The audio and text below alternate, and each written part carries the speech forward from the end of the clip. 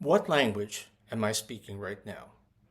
Pete Hegseth, who calls himself the Secretary of the War, though legally he's still the Secretary of Defense, says that I'm speaking American. And that is why gasoline, which was under $3 when President Trump gave the State of the Union address, is now $3.55. Hi, Paul Krugman. Update, not so much economics, though everything is related now, but I just wanted to vent a little bit about what I think is a crucial underlying piece of this horrible story in Iran and the Persian Gulf.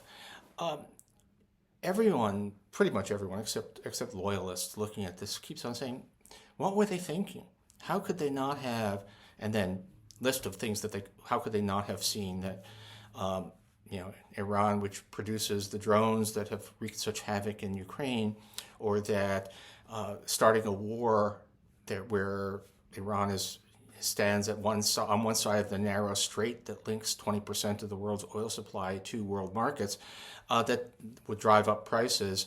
It just all seems really hard to believe. I mean, there are reports from, allegedly knowledgeable sources that the administration expected Iran to cave, or they thought that decapitating the regime would lead to regime change, as opposed to replacing an 86-year-old religious fanatic who hates America with his 56-year-old son, religious fanatic who hates America.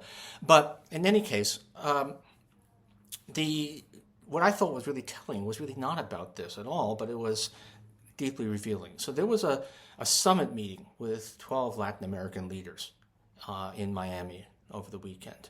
It was introducing the Shield of the Americas, which is whatever that is. It's what Kristi Noem is supposed to be doing in lieu of her previous job. And Marco Rubio got up and said a few words in Spanish. Okay, no, not an unreasonable thing to do. Then Pete Hegseth got up and said, I only speak American. So, okay, first of all, actually I only speak English, but I'm not proud of it. I wish that I'd learned something when I was younger. It's kind of odd to be, boasting about your lack of other knowledge. It's also, this was a conference with Latin Americans, and who consider themselves Americans. Then the name might give you a clue. It's something that was to create an organization called the Shield of the Americas, plural. That might give you a clue. So what the hell? So this is exalting. This is basically saying, I'm ignorant and I'm stupid, and that's what makes me effective and tough. This is exalting lack of expertise, lack of hard thought. So, why be surprised that and of course Hegseth is not there because he's an outlier. He's there because he's the kind of guy that this administration likes. And you see the same kind of belligerent ignorance as showing up on basically every front in current policy. And so why be surprised that, the war should have been, at least in part, Hegseth's domain. He should have been the one raising realistic questions about how it was going to go. He should be the one, making this work.